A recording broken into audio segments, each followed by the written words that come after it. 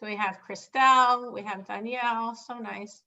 I said I'm on a hotspot because my internet is currently being fixed. It's been out since Wednesday, Thursday. So hopefully this will all work. I did try to have a meeting on a hotspot Thursday, did not work. But this is important, so it'll work, right? That was also important, but that wasn't meant to work, and this is meant to work. Today's a good hard day, so to speak. Today is the 17th of Tammuz, which is actually a fast day for us. It's one of the 4 days commemorating the destruction of the temple. But 17 is numerical value in the Hebrew of the word good. So this is a day that we know in essence it's good. A lot of times things on the surface seem not good. Like this day did not seem good. It was a day when the walls of Jerusalem were breached. After a very long siege, it did not seem good at all. It was 2.5 years later when the walls were breached. Did not seem good. I'm good. Thank you. We know with God, things that even on the surface are not good. Everything is from God, and therefore everything we know in its core is good. And we have to sometimes work harder to access that good, to appreciate that good, or to just accept it as good. It's not always something we can understand, but we accept it as good. And with that, we move forward. So we know because this day, the 17th of Tammuz, after a 2.5 year siege, when the walls were breached, was on the day whose numerical value is good. 17 is the numerical value of the Hebrew word for good. We know that this is very obviously this breaching of the walls, which led to the destruction of the temple, which led to an exile, which led to ultimately another exile. It's all part of God's good process to ultimately, as we say, God can't wantonly destroy. That's against his code of law, and God follows his laws. So God doesn't just destroy. So how could he destroy an entire temple? Because it wasn't an act of destruction. It was an act of construction. It was the demo to create the far, far, far better, permanent, eternal, much grander, much larger, and much more ability for God to be expressed, which will be in the third temple that we should imminently have. So that's the energy of today. What I was asked to talk about today was honoring parents. Sana who requested it. I don't know if the person's on or not. If they're not on, then hopefully they will watch the video, or hopefully they're on. I'm going to basically give a sort of overview on the degree that God wants you to honor your parents. And then I'll be open to any specific questions on the topic. Meaning this commandment of honoring the parents is incumbent on Jews and is incumbent on Noahides. So it is definitely one of your commandments. And as we said, I think in connection to something else, this is one of the rare commandments you have that is actually proactive. Yes, we said that last week in connection to prayer, because last week we spoke about prayer and we explained that prayer is something God wants you to do. In other words, very often, many of the laws of the Noahide, if we're talking about don't steal and don't curse and don't kill and don't worship idols, to be a very, very God-believing and God-practicing person, there's things you don't do. But there's always a desire to do for God. So we discussed last week prayer. That's something you do for God. Charity is something God wants you to do that you're doing for God. Torah study, you're doing for God. And honoring your parents is also something that's on a short list of things that you can not doing anything extra. Obviously, when you start with the extras, there's loads of extras. We're talking about literally the core of what God wants you to do. Like God wants you to be dressed modestly. God wants you to pray. God wants you to give charity. God wants you to honor your parents. So that is definitely part of what God is asking from you to do as part of your core commandments. So I'm going to give, as I said, some background on the whole idea of honoring parents. And then after that, I could answer the specific question that was asked, which was a very specific question in terms of honoring parents. And then I'd be open to any more questions on this very relevant subject, because every one of us is obligated to do it. And it's something you can do for God. So God has tremendous demands on us in terms of honoring parents. We're actually given as an example of someone who did a very good job of honoring his parents, believe it or not, of Esau. that Esav, not his mother, but his father, Yitzchak, Isaac, he tremendously honored, tremendously respected. That doesn't take away that in general he was horrifically wicked, but this one commandment he actually did very, very, very seriously. He truly had a tremendous, tremendous respect and honor for his father, tremendous reverence for his father, to the degree that he tried to cover over his very evil lifestyle because he knew it would give his father pain. He didn't stop doing the things he was doing out of respect for his father, but he did try that his father shouldn't know about it. So that's already a step. There was a Tana, I believe it was Rabbi Tarfon, a great, great, great sage, whose mother was mentally unwell. And she would come to his lectures and scream at him and curse him. And he was always very, very patient. He accepted it all. Sometimes his students wanted to like remove her. Like, I mean, this was so inappropriate, so wrong, so disruptive. He never let his mother. It says, again, if this is a say, definitely says about Rabbi Tarfon, a great sage, that he would crouch down for his mother to use his back as a step stool to get in and out of her bed. Again, this we're talking about a very, very, very great sage, leader of his generation, and yet he did anything he could literally to serve his mother, who was not well, not mentally well, who was therefore very verbally abusive to him, but he just took it all because this is his mother. Once he and his mother were walking and the strap of her sandal broke, and he put his hand under her foot for the rest of the walk so her foot shouldn't be on the bare earth because her shoe broke. So this is like held as an example of like, what does this mean? What does God want from us when he says to honor your parent, to honor and revere your parent? Now, all those examples might not have been Rabbi Tarfon. I think they were. They were definitely a sage in his time. And the Torah tells us that our honor and reverence to our parents has to be akin to our honor and reverence for God. So it's like in a human way, giving us a model of honoring and revering. We're told we also have to honor and revere our step-parents during our parents' lifetime. So if your father or mother remarried their spouse, you also have to give that honor and reverence to during the lifetime of your parents, as long as your parents are alive. And we're told that even after your parent passes away, it's proper to continue giving them that honor and reverence. We also need to give honor and reverence to our in-laws. Same way you're not allowed to use the first name of your parents. You're not allowed to refer to them by their name, which hopefully most of us will feel is wrong. But you're also not allowed to refer to your in-laws by their first name. That's equally wrong. We're supposed to view it akin to a parent. You have to give this honor and reverence to your grandparents. You're supposed to give honor to elder siblings. Not to the same degree, of course. Doesn't have that reverence, but there's supposed to be a certain honor you give to your siblings that are older than you. The famous example is given as if a parent is sleeping and under their pillow is the key.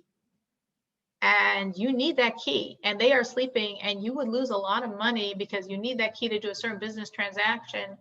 You are not allowed to wake them up no matter how much money you would lose. Now, if the parent would be part of this business transaction and if the parent would lose all this money because you didn't wake him up, and if the parent will be upset that he's losing all this money because you didn't wake him up, then you can wake him up. But that's because it's going to make the parent happy. But if the parent's not going to benefit from it, if it's not the parent's business transaction, you're going to lose a tremendous amount of money. Literally, you should not wake up your parents. The only other time you're supposed to wake up your parents, besides if it's for their business benefit, is if it's for a religious duty, because all of us are equally obligated to honor God. But if it's not for a duty of honoring God, and if it's not for a business transaction that he'd lose a lot of money and he'd be upset because he's losing that money, you're literally not allowed to wake them up. Now, in connection to this, there's a very famous story with a very righteous non-Jew, whose name was Duma, the son of Nesina. And Duma, the son of Nesina, he was like a farmer, but he was more than just a farmer. He had jewels and estates. and his most precious jewels were locked up in a safe, and he kept the key under his father's pillow. Don't ask me why, but that is literally where it was kept. Now, the sages in a certain time during the temple, the high priest had a breastplate with 2 big onyx stones and then 12 stones representing the 12 tribes. I believe it was one of the onyx stones. But it was one of the stones of this breastplate, which is needed. All the stones have to be there in good working order. That something happened to it, cracked, something happened to it. They needed a new one. And they heard that Deborah Benessina had such a stone, this big, beautiful, huge stone, exactly what they needed for the breastplate to be working. And of course, they needed all the stones to be in order for the priest, the high priest, to have his clothing, for him to be able to serve in the temple. It was a very big need. So they went to Dun Benessina with a large amount of money that they were planning on offering him for this stone. They were going to pay him a very good price. They come, they discuss the stone. He says, yes, yes, I have exactly such a stone. Yes, yes, yes, yes. All right. And they offered him a very generous, nice sum of money for it. I mean, they wanted to make sure they got the stone. They didn't want any bad feelings on his part, obviously. And he was like, okay, it sounds good.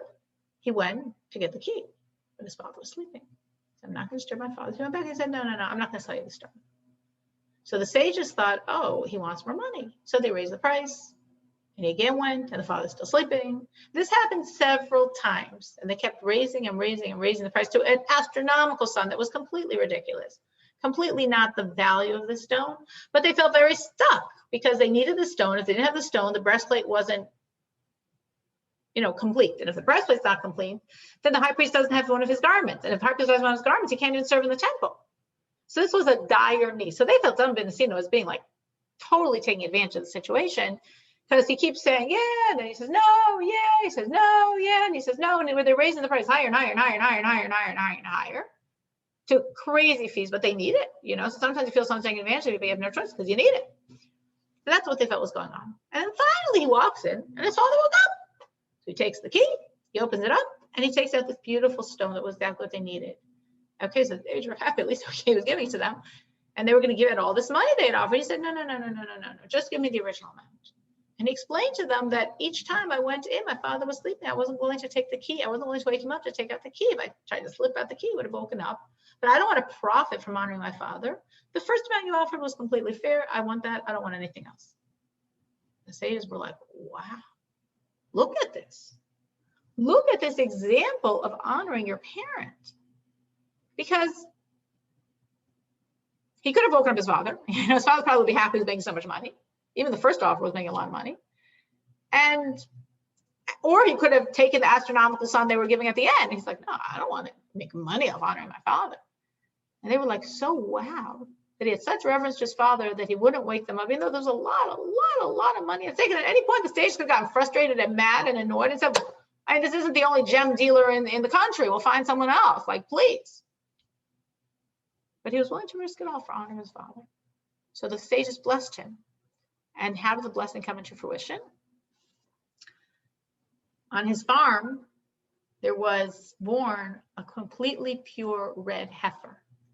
One of the rituals of the temple, one of the ways of purification, was that you needed a red heifer, a calf. It was completely red. If it had 2 black hairs, it's disqualified. Never worked. And then it was burnt, and the ashes was used for purification for many, many, many, many, many years. And exactly at the time when it was born to him, they needed a red heifer. And it's a very rare thing to find. I mean, you can't produce them, God just has to give it to you. In all of our history, there's only 10. Moses made the first one. Mashiach's going to do the last, and there were 8 in the middle. So for all those hundreds of years, there were 8 such cows that were used. And Dun Benessina had one of those 8, which means he made a lot of money off that red heifer, which was God's way of paying him back for the enormous degree of sacrifice he was willing to have to honor his father. It says also about Dun Benessina, so he wasn't just a simple farmer, he was a very wealthy, influential non-Jew that lived in this area.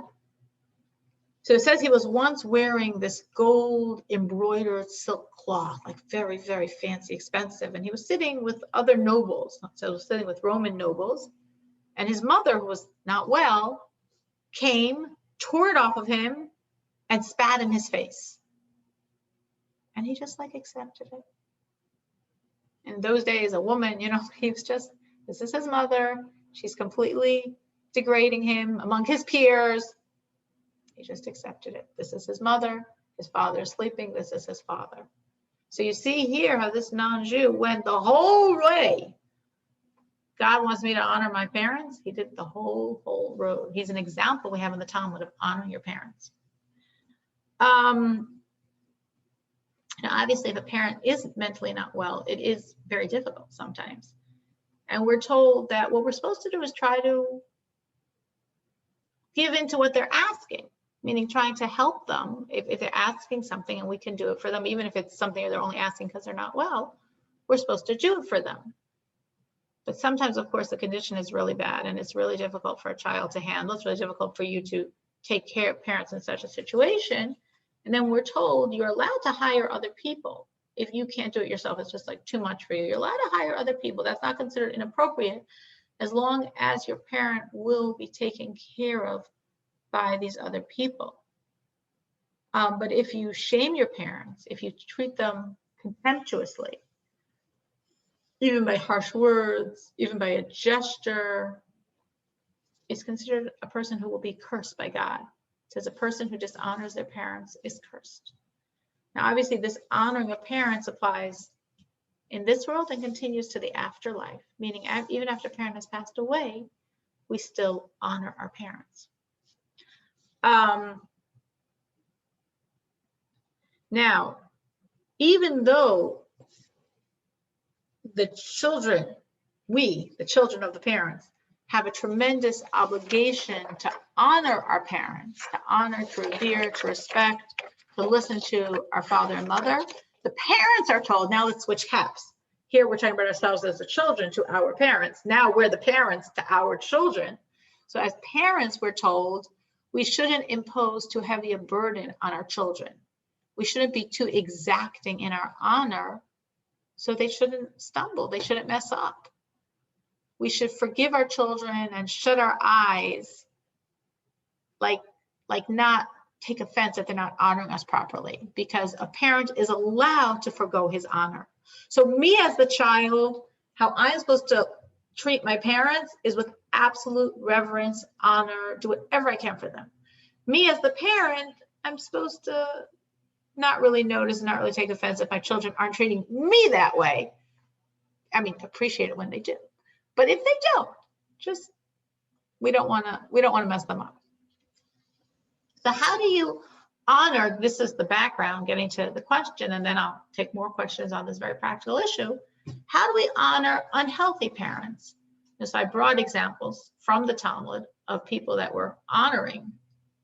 Tarfon's example, I believe it was Rabbi Tarfon, and Dam Ben Asina's example, they were honoring unhealthy parents.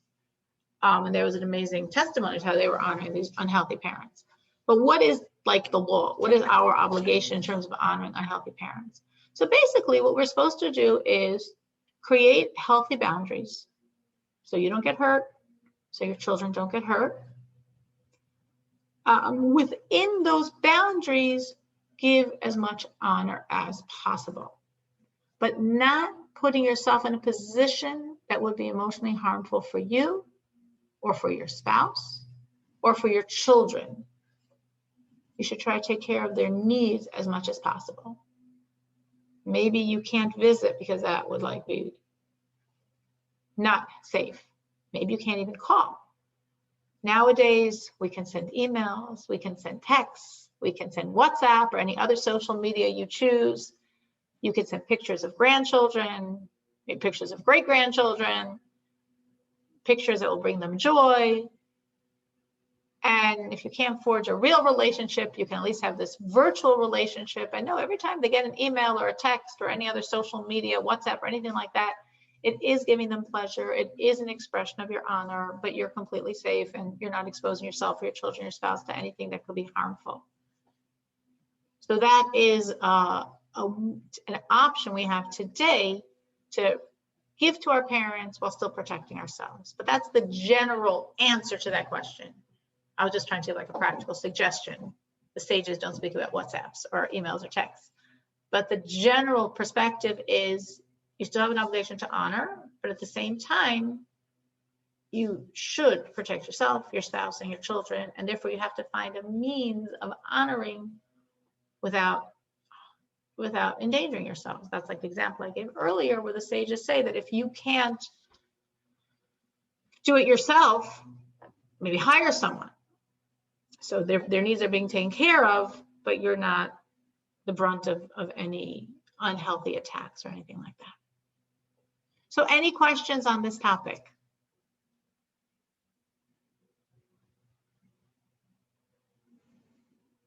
There's, of course, many more details, but I just tried to sort of give an overview so you will get the degree of intensity, to what degree God really wants us to honor our parents, and at the same time balancing it out with the realities of sometimes some relationships with parents.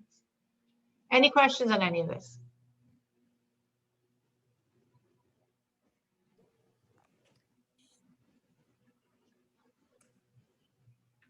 Sarah, I don't have any questions, but I just really appreciate you, like, your explanation and everything, because I felt like you gave a great explanation and like really just laid it out as far as this is how you do it and this is how you do it in these different situations. So I really appreciate that, first of all.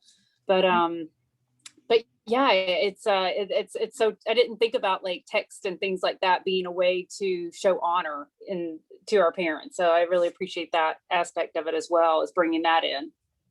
Absolutely, because if you're a mother, you appreciate it if you get it. And again, personally, I try to call my mother every single day, because thank God we have a healthy relationship, and I try to call her every single day because that was a commitment I gave to myself after my father passed away many years ago. Mm-hmm. And I thought, like, what can I do for my father when he passes away?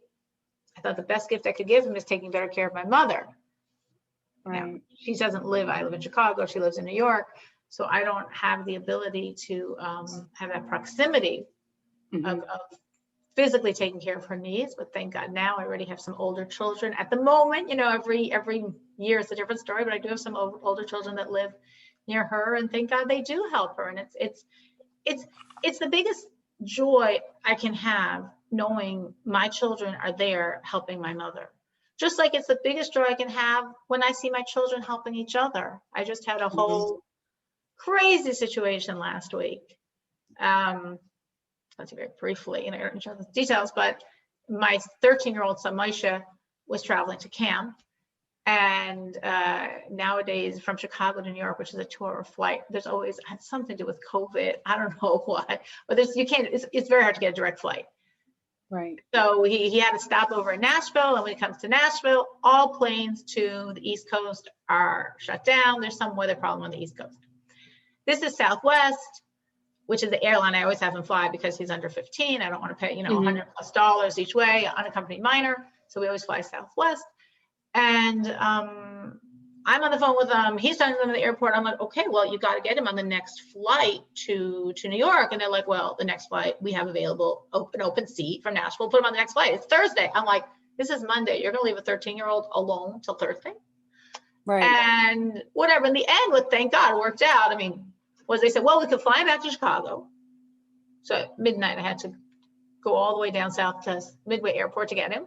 And then we can have a flight for him on Tuesday to go to New York. So, okay, that was great. I was very thankful to God. There was a seat on the flight to Chicago. So he was home, and I knew he was safe, and he was in my house, and just meant traveling back and forth to this far airport. And then the next day, the first route, my husband, thank God, did the next day, drove him to Midway, no problems. He gets to New York. The question is, he's going to camp. Not a camp, any public transportation out there in the mountains, Pennsylvania.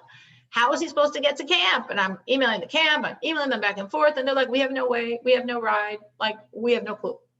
I'm like, you have no clue? We have no clue. I'm like, what's this poor kid? He's coming to New York and he's gonna sit there till who knows when, suddenly someone's, anyway, so my point of my story is one of my children who's 22 now is in New York. I was in this place in Brooklyn, Crown Heights. And I called him or WhatsApped him, and he said, don't worry, Ma, I'll take care of it. And I was like, okay, that's it. My son's taking care of it. I mean, I know God's taking care of it, and he's using my son off my head. I'm like relaxed on and thinking about it. Later Tuesday, he calls me and says, Ma, you never believe what happened.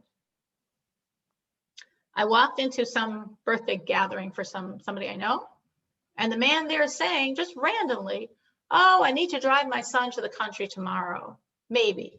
And my son's like, hey, what if I drive your son to the country?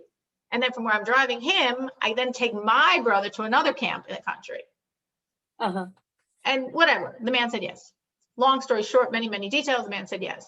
So I can't believe this. Here it is. My son Moshe is still flying to New York, and my 22-year-old son has now a car and ability to drive him the next day. He's going to drive this other boy to the country to drive my son who's in another camp, like he's driving here, just amazing. I was like, wow, God, thank you. That is unbelievable. Because what are the odds that you walk into somebody and they randomly say, oh yeah, I need to drive to the country. Oh yeah, I'll lend you my car. Oh yeah, no problem. Like, you take my car, you drive my son to the country, you drive your brother to the country, no big deal. Mm-hmm. Then, I mean, the story gets a little more complicated, but I don't want to bore you with the details, but find out he's going on this grand trip the next morning. He has to be in the camp by 8 a.m., whatever. Somehow it all worked out. My son took him and the other boy through the night. 3:30, they got to the boy's place. He slept like 3 hours, drove my son. My son was in his camp before 8 a.m. and was able to go on the whole grand trip. And I felt such gratitude to God. And there's, I mean, I take another 20 minutes to tell you all the details of the story, but I'm sure they're boring you. But such gratitude to God, but such also joy that my children were taking such good care of each other. Such joy that they were taking such good care of each other. So as a parent, when you see that, it gives you such joy. So when you reach out to your parents with a text, with a nice, hope you're having a nice weekend, here the weather's gorgeous by you, or here the weather's bad, sorry you're stuck at home, or a cute picture of a grandchild, it touches our heart in such a deep, deep, deep way. You know, so it's such a safe, easy, and beautiful way to bring joy to a parent. Baruch Hashem, thank you for sharing your story. That was great. I really just felt it. And whenever I see that, whenever I see my children helping each other, it feeds me. I'm like so full of joy seeing my children there for each other. You should all have that, you know, joy. Have more than one child, to see children, siblings taking care of each other and there for each other. Anyone else? Any? Loretta?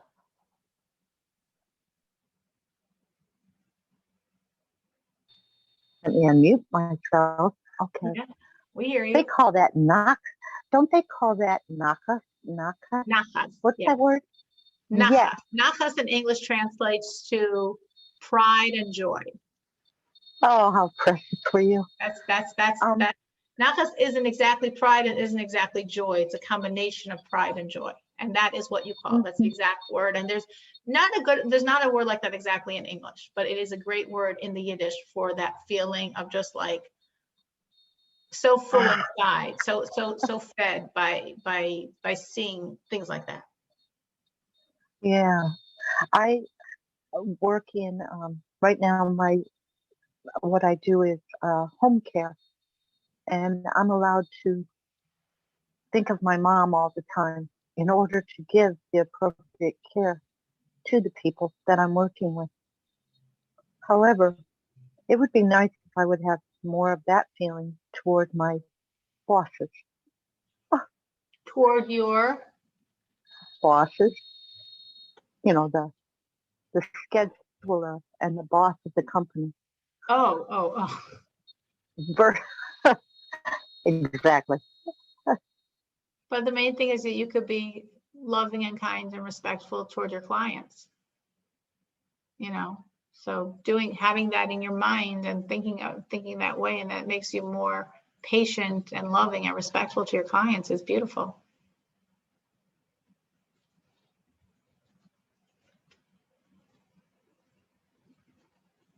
Now, sometimes it's hard to think, how can I give to my parent?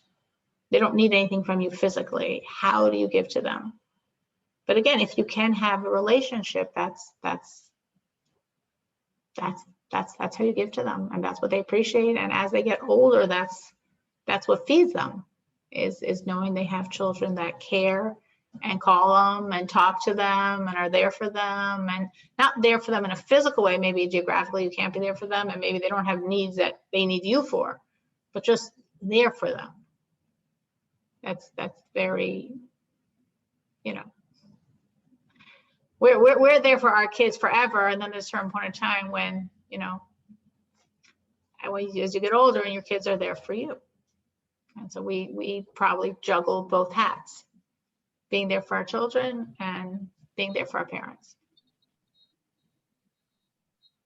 And my parents right now, Daryl, are not alive. So this is something that helps me even after my mom's gone. Well, that's what I mentioned, that even after your parents Mm-hmm. are no longer here, there's still the concept of honoring them. Of course, you can say, well, what can I do for them? So sometimes there are things you can do. I was speaking to a woman who has a very difficult relationship with one of her siblings, a very difficult person. And her mother her mother actually just passed away. I was just by the funeral Friday, but her mother's been in hospice for far longer than anyone expected. And this sibling's like refusing to come and making all these excuses. And this one was so upset and basically asking me, could she sort of like cut off her relationship with this sibling? And I said, just view it as a gift you're going to give your mother. You're giving it to your mother now, and you'll continue to give it to your mother afterwards. And every time you're there for your sibling, there meaning you're listening as she's venting and dumping whatever, all her frustrations, while you're thinking, come on, get your life together and stop just complaining or whatever. But when you're there for your sibling, that's the gift you're giving to your mother. You're gifting your mother every time. Again, your mother could be passed away 5 years, 10 years, 20 years before. But every time you're there for your sibling because you know this is something your mother would want, that's a gift to your mother. Just as I'm saying for myself, now obviously it comes from both ends, but I definitely, when my father passed away, really, really committed to being there for my mother every single day, because obviously he can't. So it's a gift to my father, it's a gift to my mother. Just 1 second. As I said, I have a repairman here.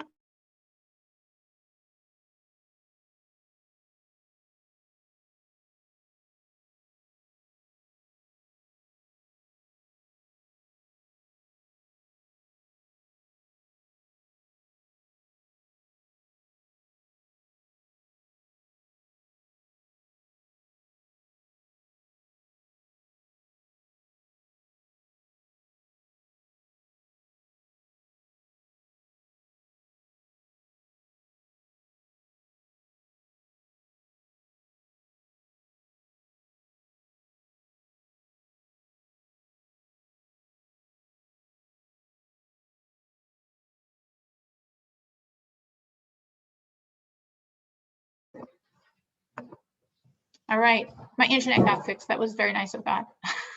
And this whole thing worked even on a hotspot. That was also very nice.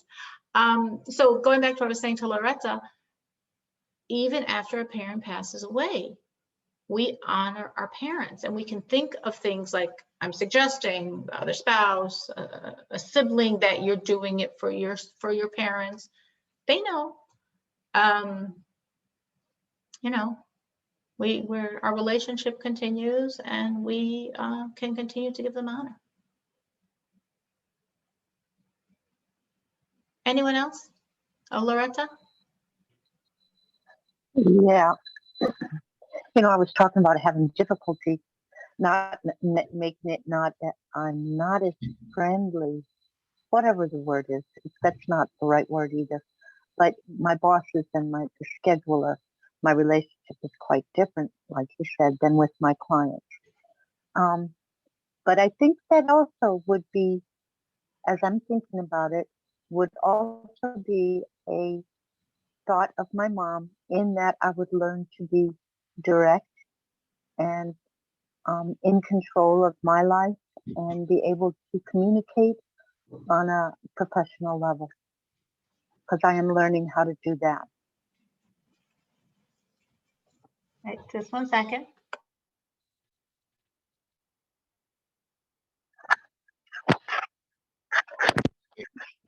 maybe the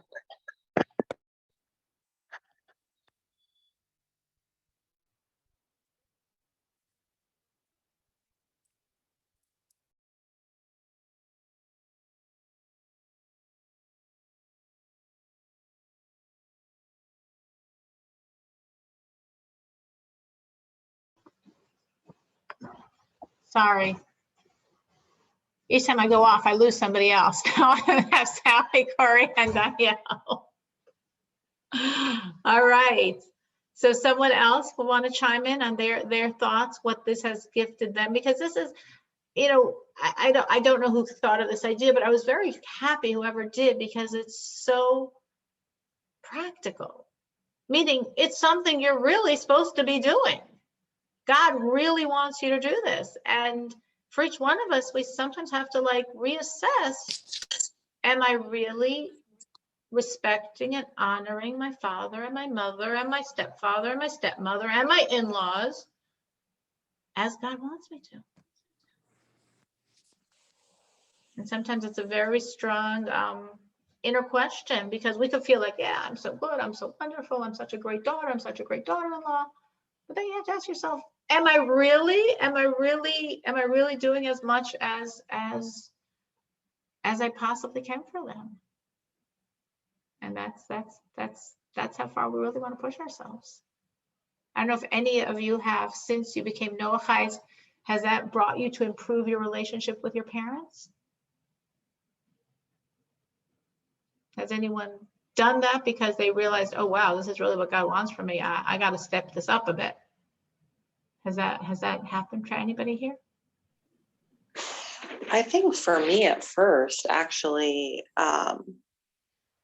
it kind of harder? made things a little harder at first, but in the long run, definitely improved my relationship. Specifically,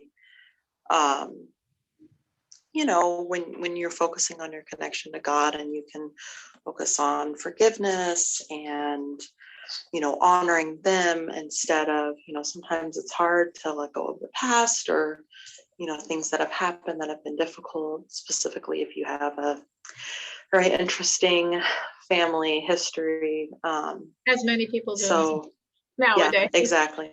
Yeah, exactly. So it can really help bring peace when you focus on how can I honor them, instead of, you know, other negative things, of course. So yeah, definitely, I see that. That's so beautiful, because what I just meant very simplistically, now that you became a Noahide and you are aware of what God expects from you, that suddenly makes you so much more focused, instead of just, okay, I'm a nice person, whatever, you know, it's not as, it doesn't, you know, in the normative American society, unfortunately, besides Mother's Day, Father's Day, I don't know if it's so emphasized, like how much you're supposed to be there for your parent. And when you become a Noahide and you start learning, and you're like, oh wow, God really wants me to do this. That's what I meant. But what Danielle's saying is taking it to a much deeper level, which is, of course, in the beginning, maybe it's a little hard because of like them trying to understand you, and you trying to figure out how you're supposed to relate to them. Right, exactly. But when you get past that, Danielle is saying, besides the incumbency of honor, there's also forgiveness.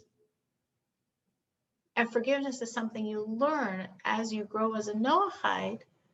You learn to forgive people, you learn to turn to God and ask forgiveness. You become much more contemplative and introspective about your actions. And you learn to release negative emotion. And that's beautiful that Danielle's saying it, because that's exactly what should happen.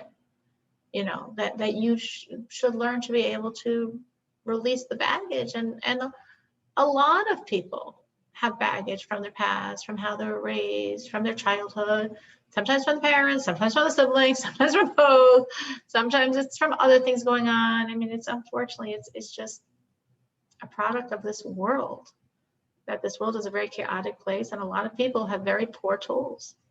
And sometimes forgiveness just means saying he or she was doing the best they could with the tools they had. They didn't have very good tools. Doesn't mean a lack of love. It just means a lack of understanding of how to raise a child or sometimes prioritize a child. You know, in our general culture, it's a very selfish culture. You know, America's very, very like everything. It's so endemic to the American culture, Western world culture. Very, very, very self-centered. And it's hard to be really self-centered and raise a child properly. Because to raise a child properly, like to have a good marriage, it really means putting yourself on the side. You know, it means compromising. It means sacrificing sometimes and saying, you know, this person's needs coming first, or this child's needs coming first, or all these things that when you're in a certain mode are natural, when you're not in that mode are just not even in your barometer. You don't even think like that. And that's why sometimes it's children are raised in ways that are very difficult. So it's beautiful, you know, what Danielle's saying, that as you deepen and grow as a Noahide, you learn to forgive. You learn to release the negative energy. You learn to accept and say, okay, everyone's human. Parents are human too.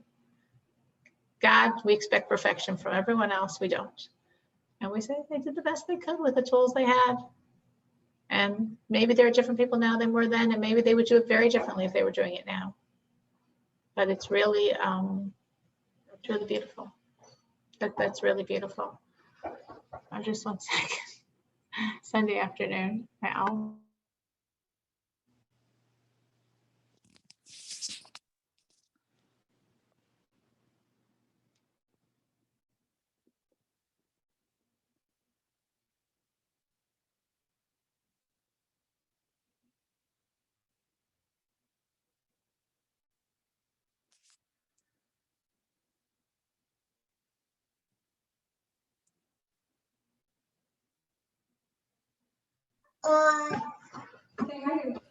Hello. Aw, hi, Dobie. Hi. Say hi to your back. What's my name? Tell them what my name is. Name is Tito.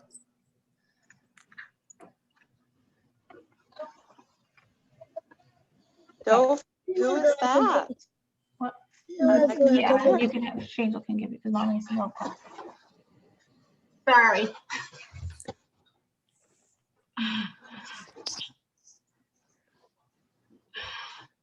So, anyone else has seen that growth? That since they become a Noahide, maybe in the beginning it was a little difficult, but then afterwards they actually have really worked harder and really focused on the relationship with their parents? I think so. Like, I really appreciate what you and Danielle said, you know, because it's this awareness, you know, and it's like this deepening awareness. The longer you're Noahide, the more deeply aware you get. And I think a little further from self we get, you know, as far as our, you know, how we address the world. And I was just going to mention, like, I feel like there was such a change, and I didn't understand this until I started like getting more involved with Torah and people who were teaching that in Christianity. I felt like there was this huge thing where respect and doing what you're told are one and the same. And, you know, through Torah, I started understanding that that's not always the case.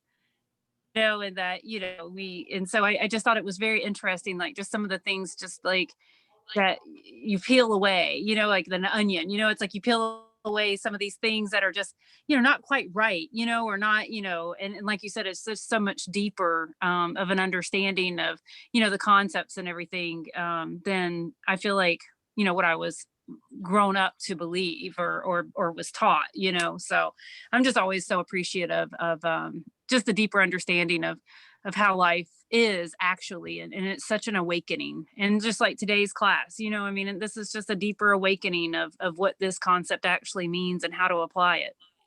How to help your son grow in this way as well. You know, as when we're learning Right. the concept of honoring our parents, we have to have like two hats on, right? Us as the parent, as a child to our parents, and us as the parent to our children. So on one hand, as I said, we don't want to overly burden our children that they should be transgressing. But at the same time, we want to inculcate in them the value of honoring our parents, us being the parents that they're honoring, and really explaining to them that it's part of the process of a relationship with God. Okay, Beryl wants to say a bracha. Amen after his bracha. Let's read it.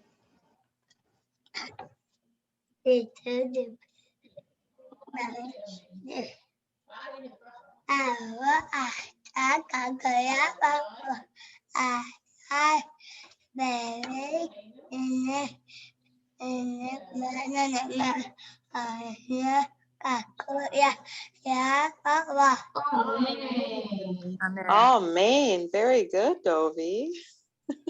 Yay. That's beautiful. You are He likes speaking the so crowd. well. You Thank are God, speaking Danielle, you so have to come and well. visit. Yes. Oh, Dovi. Thank God we've had family come stay with us like almost every weekend for the last several months. So we've been busy, but it's on Good. my list. That's beautiful. Yeah. That's beautiful. Yes, it is. That's Yes, it beautiful. is. But getting back to what I was saying before Dover decided he was supposed to take the stage.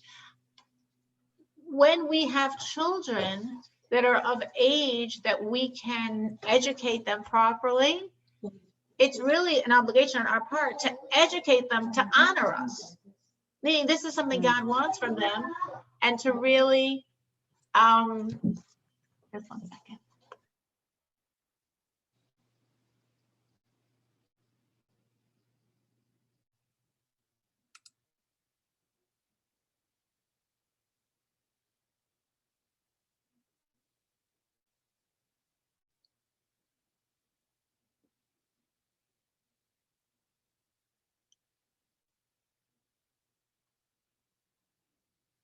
Thank you.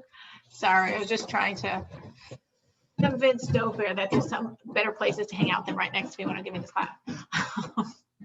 But as parents, we want to, in a gentle way, in a positive way, in a loving way, not in a harsh or repressive way, to teach our children that we're supposed to honor God. That's our lives, is what you're telling them. My life is about God. My life is about serving God. My life is about connecting to God.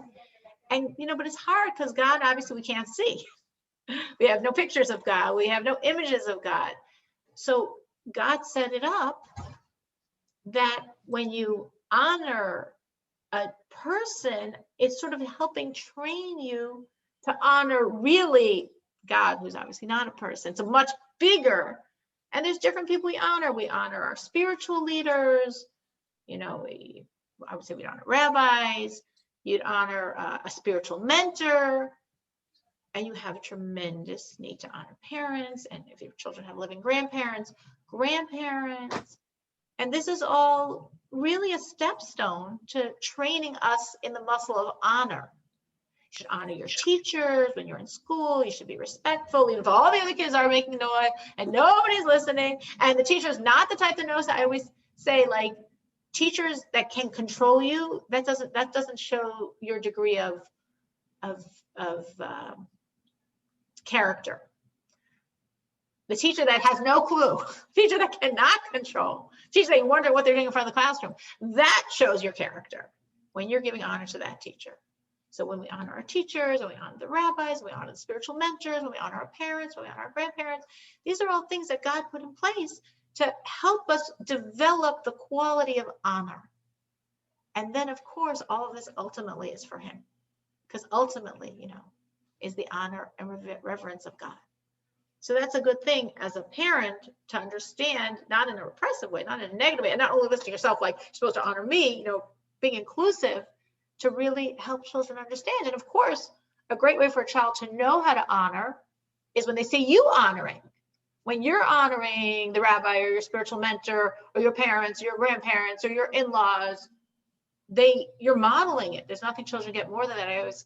I say to my children, like it or not, I know you have this wonderful relationship with me because you see both me and, thank God, my husband. We're both very close to our parents and our in-laws, and so they just grow up with that. So it's like they're stuck.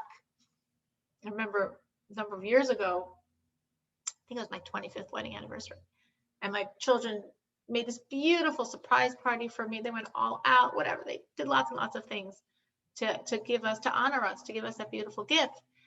I mean, primarily at that time, I only had 2 children, my 2 oldest children, Mary and Menzel, were the ones that did it because the rest were all younger, not yet at the stage to be able to do those things.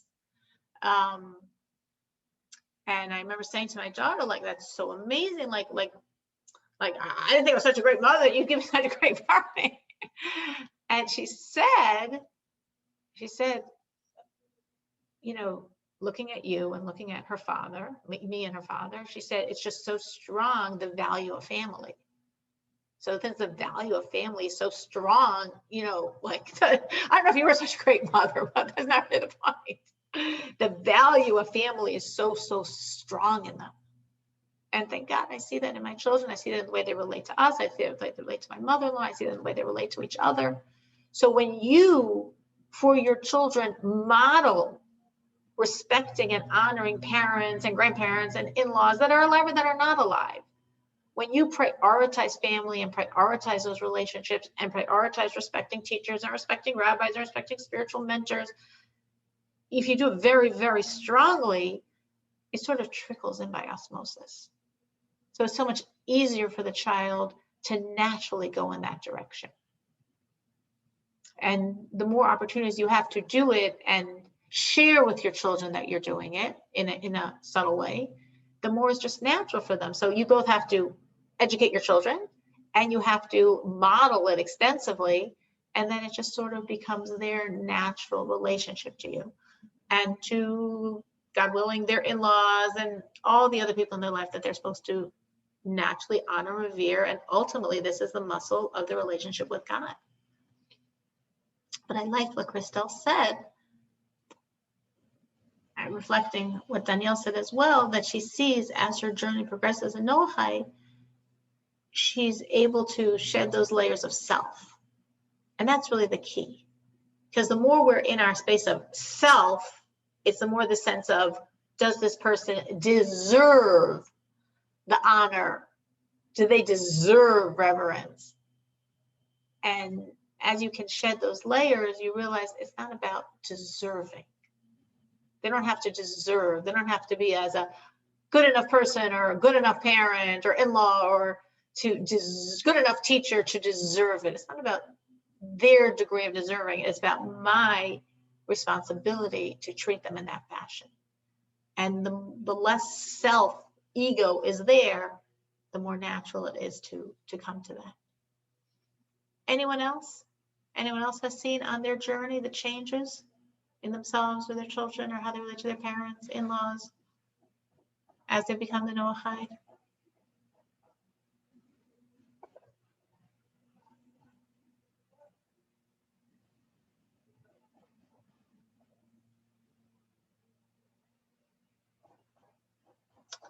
Well, I think this has been a very practical class. I want to myself make a soul searching calculation on, am I doing it properly for my mother, my mother-in-law? And because honestly, in honoring the parents, it's one of those things where there's no limit. The sky's not the limit. You know. However good, when my father-in-law passed away, very suddenly and tragically. He was 90, but it was still very sudden and tragic. He drowned in a swimming pool. And I said to my husband, you know, it was a tremendous blow. It was just like, and I said to my husband, well, you know, your comfort could be that you were such a good son. That you were so devoted, which he was. And he's a wonderful son to his father, and he's continued to be a wonderful son to his mother. So there's no limits. There's never a person could say, well, because his response to me was, I don't know. I'm like, yes, you were. You know, I don't know if I really was. Because however good you are, there are no limits to how good you can be for your parents or in-laws or grandparents or any such people in your life. So I appreciate the class because I hope it'll sensitize me to be better. Because there's always better. There's always better. So it was a great topic, whoever thought of it. And thank you all for joining. We should have a wonderful week. So Danielle, are we on next week for 7:30? I haven't posted about it, but Yeah, I think. I mean, if 2 is better, I don't mind. I guess like, so you can see with my life, it's like, you know, I feel so much more distractions can happen at 2 than at 7:30. But maybe take a poll of the people coming. And if we don't get a conclusive answer, then maybe we should do it at 7:30. But if we get a strong sure. answer for 2, we can definitely maintain it here. I did just notice I got a few messages for people who couldn't get into the class. I wasn't really looking at my messages, but I see a few from Dixie, Elizabeth, that they tried to get in, but the Zoom wasn't working. So I don't know what happened there. You know what? It Um, did boot me and I had to log back in. Oh, really? Yeah. That's why I'm on my, it completely booted me off of my one thing. And so I'm on my phone. I don't know. It booted you too. Yeah. Yeah, I saw Loretta, you got off. No, maybe it's because I'm doing this on a hotspot. I said I was on a hotspot because my internet wasn't working. So thank God now officially it's fixed. It hasn't been working really since Wednesday. It may be busier at 2. The networks. Oh, that's interesting. Maybe the network's busier. Because Yeah, you're right. 'cause we had Internet, issues it last doesn't make a week, difference if it's a too. hotspot because the internet's the internet. You're saying it's Zoom that booted you, not the internet. Right. It was Zoom. Right. And maybe there's just so many more people on the internet or on Zoom at this time of day, potentially. That could be. I don't know. I'm just thinking bandwidth.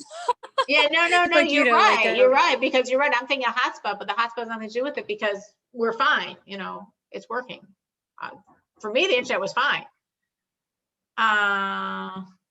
Use the hotspot yourself. I don't know. So that's interesting thing to keep in mind. So I guess we'll post this up for the people that weren't able to be here in person, and then maybe you're right. I don't know. I mean, do more people use these things during the day than at night? I think so.